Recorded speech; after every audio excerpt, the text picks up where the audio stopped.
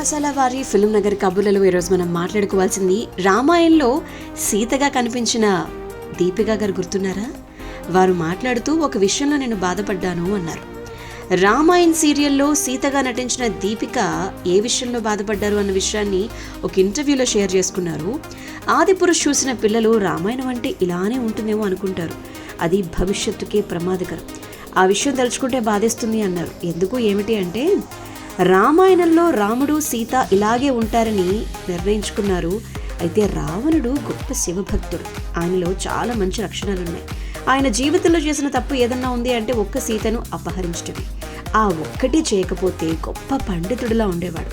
అంత గొప్ప వ్యక్తిని ఆదిపురుషులో ఒక రోడ్ సైడ్ రౌడీలో చూపించడం బాధనిపించింది. నేను ఈ సినిమాను ఇప్పటి వరకు పూర్తిగా చూడలేదు, టీవీలో కొత్త భాగం చూసేసరికి తట్టుకోలేకపోయాను.